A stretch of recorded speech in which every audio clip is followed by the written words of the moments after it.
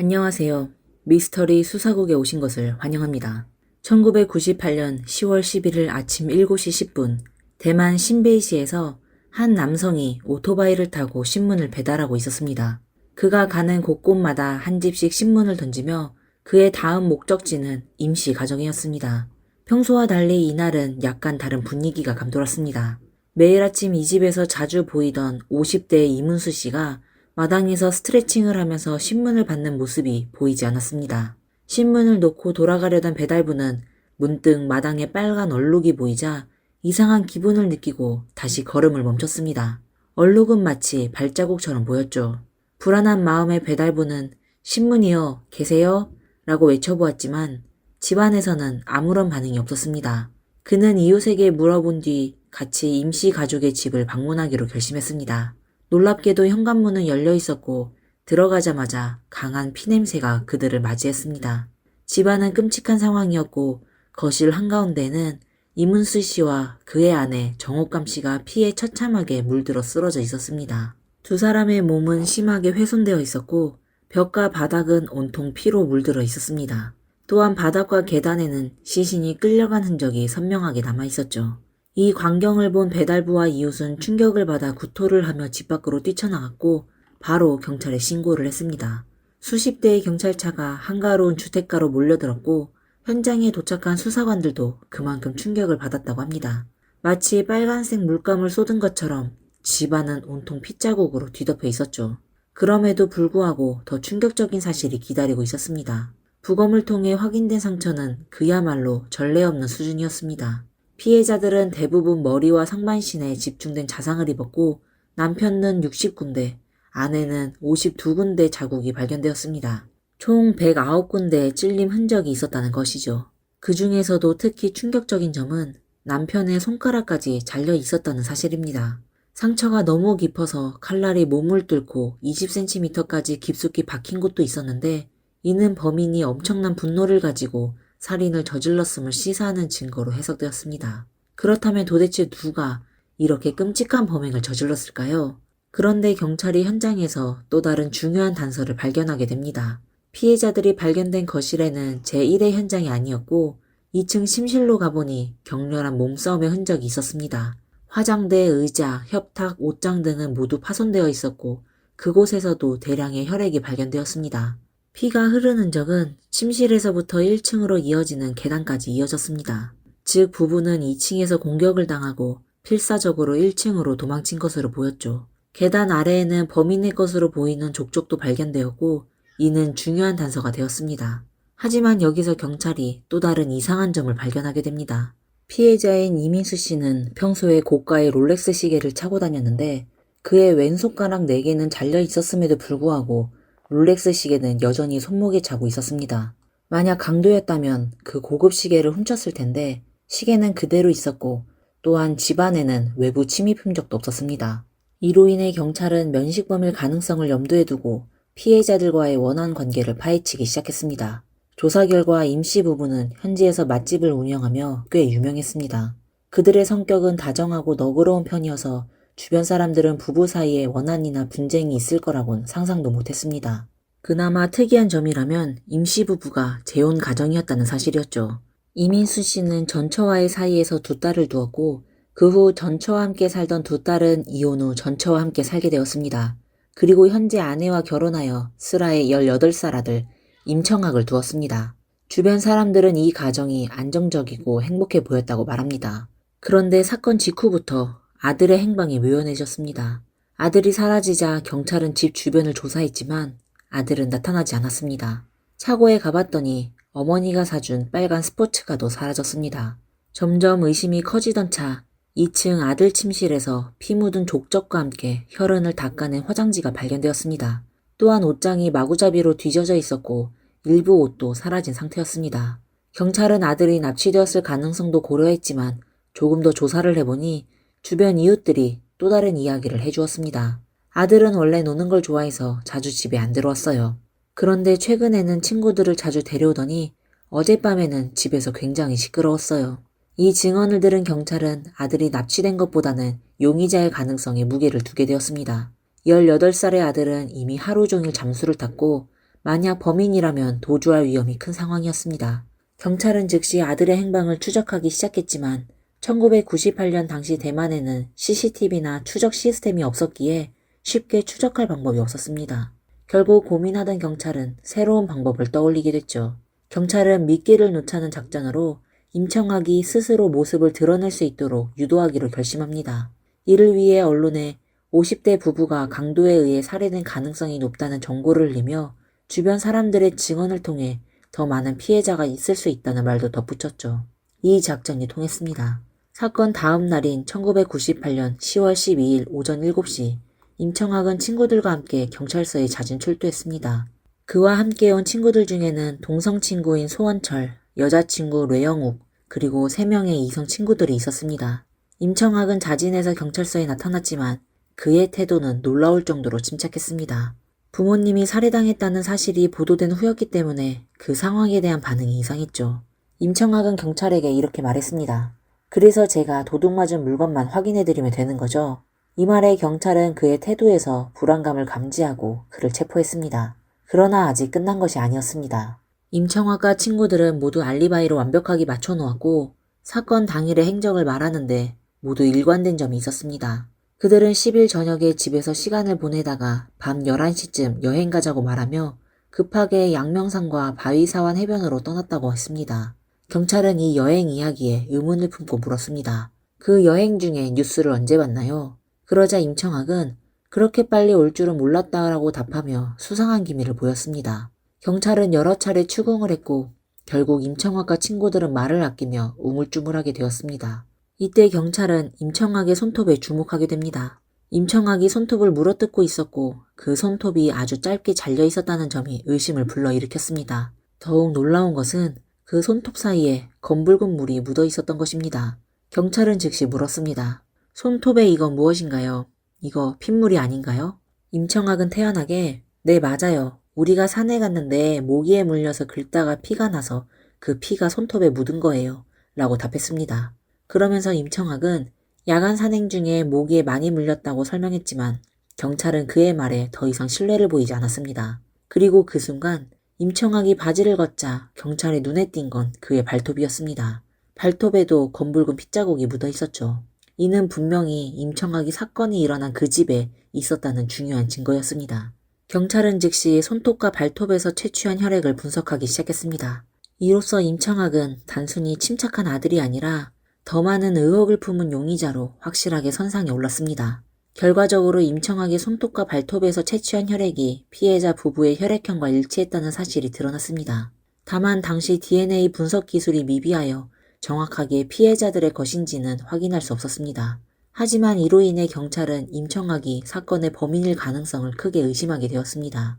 이제 경찰은 그의 자백을 유도하기 위해 또 다른 작전을 펼쳤습니다.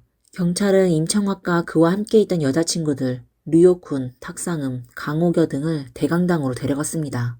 그들을 구석에 몰아놓고 동시에 신문을 시작했죠. 그들은 서로를 볼 수 있었지만 목소리는 들리지 않는 거리에서 분리되었습니다. 경찰은 이들이 서로 어떤 자백을 할지 모르기 때문에 심리적인 압박을 가하기 시작했습니다. 특히 류옥훈과 탁사음이 크게 동요하는 모습을 보였고 경찰은 이를 기회로 삼았습니다. 너희 친구들은 다 자백했어. 얘네 말로는 네가 주동자라던데? 너야 너. 이것 빨리 안 풀면 너 혼자 다 뒤집어 쓰게 되는 거야. 경찰의 압박에 두 여성은 겁에 질려 결국 자백했고 그들은 사건의 전말을 하나하나 실토하기 시작했습니다. 피해자 부부는 대만에서 유명한 레스토랑을 운영하며 상당한 돈을 벌었고 그로 인해 아들에게는 무엇이든지 다 해주었던 것으로 밝혀졌습니다. 그러나 아들에게 해준 것들이 다소 과했던 거죠. 중학생 시절 아들에게 고가의 오토바이를 사주었고 항상 최신 노트북을 구매해 주었으며 18살이 되던 해에는 빨간 스포츠카까지 선물했습니다.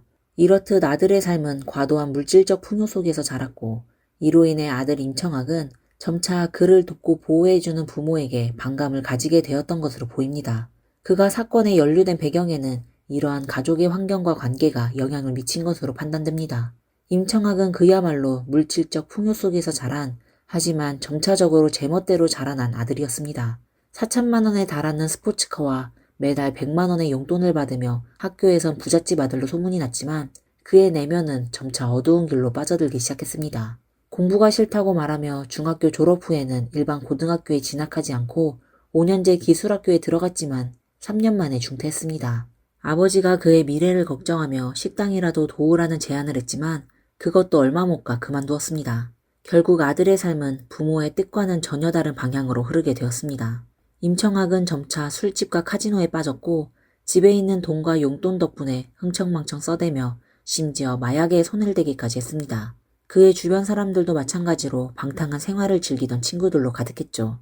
친구들 중 대다수가 여자였고 그중 유일한 남자친구인 소원철과의 만남도 특별했습니다. 소원철은 임청학이 마약을 살 돈이 없어서 잠시 유흥업소에서 아르바이트를 하게 될 때 만난 친구였습니다. 이로써 소원철을 통해 강호겨, 류옥훈, 탁삼 등과 연결되었고 결국 이들은 날라리 크루라 불리는 방탕한 친구 무리를 형성하게 되었습니다. 이 친구들은 단순히 마약과 술을 즐기는 것에 그치지 않았고 임청학과 뢰영욱은 곧 연인관계로 발전하게 되었습니다. 그럼에도 불구하고 임청학은 여전히 부모에게 돈을 요구하며 점차적으로 더 많은 요구를 하게 되었습니다. 부모는 아들의 이러한 태도에 속상했지만 그가 귀한 외동 아들임을 생각하여 매몰차게 대할 수는 없었습니다. 결국 아들의 행동은 더 극단적인 방향으로 치닫게 되었고 그의 방탕한 생활은 사건의 핵심으로 이어졌습니다. 이 모든 과정이 점차 아들이 범죄와 연루되었다는 걸 확신하고 경찰은 그의 자백을 유도하기 위해 점차적으로 압박을 강화했습니다.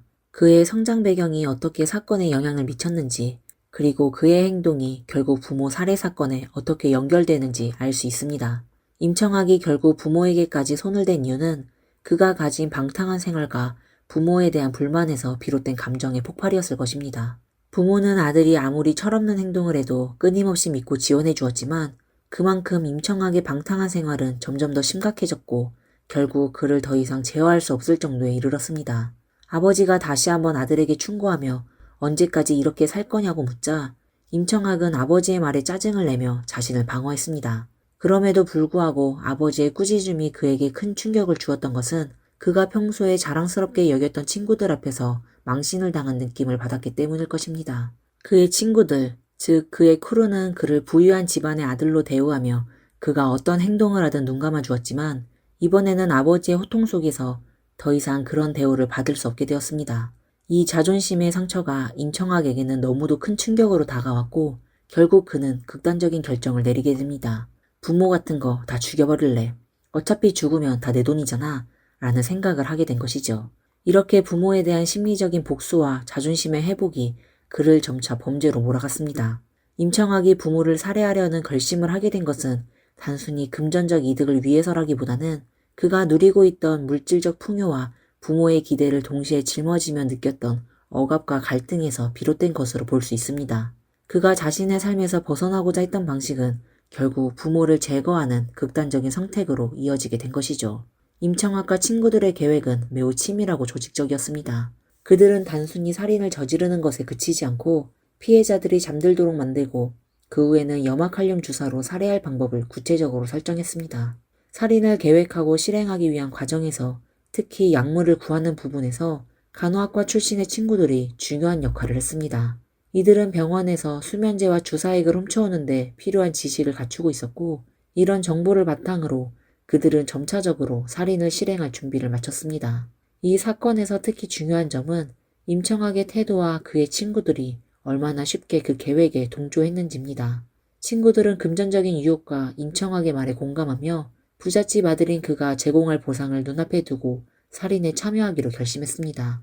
그들의 관계는 단순한 우정이나 신뢰보다는 물질적 이익에 의해 움직였다는 점에서 더욱 충격적입니다. 하지만 사건 당일 부모님이 결혼식에 참석하고 부재 중인 시간을 이용해 이들이 행동에 옮기게 되면서 상황은 조금 더 위험해졌습니다. 그들은 부모님이 돌아온 후 바로 살인을 실행하려 했고 이 계획이 성공하면 그들에게 돌아올 돈을 나눠 가질 것이라고 믿었죠. 사실 이들은 부모의 죽음이 자신들의 금전적 이익으로 이어질 것이라고 착각했지만 실제로는 그들의 계획이 결국 자신들에게 돌아올 커다란 죄책감과 법적 처벌로 이어질 수밖에 없었죠. 임청학과 그의 친구들이 범행을 저지른 날 그들이 느꼈던 긴장감과 초조함은 당연히 크게 느껴졌을 것입니다. 그러나 그들은 이미 계획이 실행될 때까지 돌아갈 수 없는 지점에 이르렀다는 점에서 더 이상 철회할 수 없는 상황에 놓인 것이죠. 임청학이 계획대로 칼을 쥐고 아버지에게 다가갔을 때 그들의 범행은 점차적으로 실행에 옮겨지기 시작했습니다. 이미 계획은 너무 철저하게 준비되어 있었고 그들은 이번 기회를 통해 아버지를 죽여 유산을 차지할 것이라는 확신을 가지고 있었습니다. 임청학은 이미 아버지와의 관계가 심각하게 틀어졌다고 느끼고 있었고 그의 분노와 좌절감은 점차 극단적인 선택을 하게 만들었습니다. 그러나 범행이 진행되는 동안 그가 얼마나 냉정하고 계획적인 방식으로 살인을 저지르려고 했는지 그리고 친구들이 어떻게 그를 따랐는지가 이 사건을 더 충격적으로 만듭니다. 칼을 들고 아버지를 공격한 순간 임청학은 이미 범죄의 끝을 향해 돌이킬 수 없는 길을 걸어가고 있었고 나머지 친구들은 그를 따르며 사건이 더욱 참혹하게 전개될 것을 예상할 수 있었습니다. 임청학이 점점 더 격렬하게 칼을 휘두르며 부모에게 치명적인 상처를 입히는 동안 친구들은 예상했던 것과는 달리 범행 현장에서 공포에 질려 각기 다르게 반응하고 있었습니다. 수원철은 순간적으로 마비된 듯 얼어붙어 몸을 움츠리고 강호견은 충격적인 장면을 목격하자 그 자체로는 감당할 수 없는 공포에 휘말려 숨어버렸습니다. 이들은 자신들이 계획했던 살인이 이렇게까지 참혹하게 전개될 줄은 상상도 못했을 것입니다. 그 와중에도 아버지와 어머니는 필사적으로 살아남기 위해 싸우고 있었고 어머니는 결국 아들을 설득하려 했으나 이미 아들의 분노는 걷잡을 수 없을 정도로 커져버린 상태였습니다. 아버지는 간신히 아들을 피하려고 했지만 이미 피투성이가 된 채로 제대로 도망칠 힘조차 없어 보였습니다. 부모가 1층으로 내려가면서도 계속 피를 흘리고 있었고 그들의 정신도 점차 흐려져 갔습니다.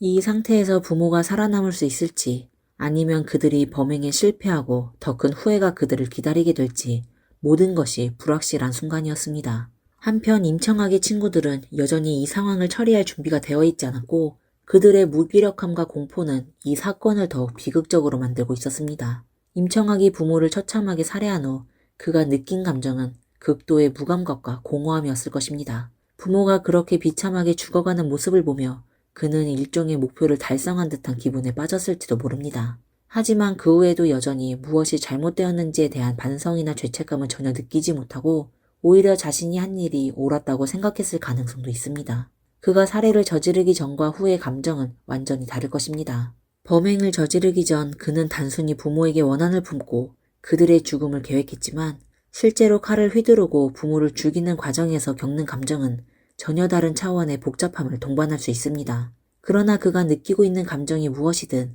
이 범행이 끝났다고 해서 문제는 해결되지 않았습니다.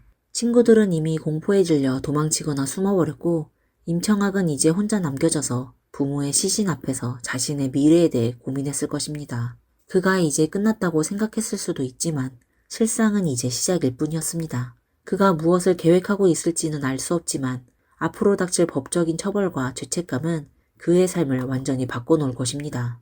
이 장면에서 임청학과 그의 친구들이 보인 태도는 정말 충격적입니다.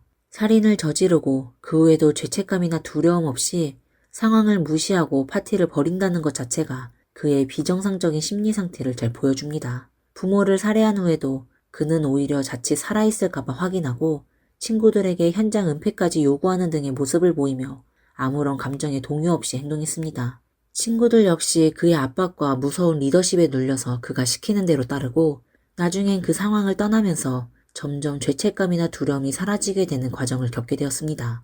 특히 살인 후 그들이 돈을 나누자는 이야기를 하는 순간 그들은 살인과 그로 인한 참혹한 결과를 돈을 받는 수단으로만 인식하고 있다는 점에서 그들의 비도덕성과 무감각을 여실히 드러냅니다. 이들은 인간의 삶과 죽음을 단순한 거래나 이익으로 여기고 그로 인한 심리적인 상처나 죄책감을 전혀 느끼지 않는 듯해 보였습니다. 그리고 범죄가 발생하고 나서의 대응 역시 그들의 무지와 어리석음을 보여주었습니다. 임청학이 자진해서 경찰에 출두하며 체포된 것, 그리고 친구들이 모두 자신의 죄를 최소화하려고 하는 모습은 결국 그들이 자신의 잘못을 직시하지 않고 상황을 피하려는 모습으로 이어졌습니다.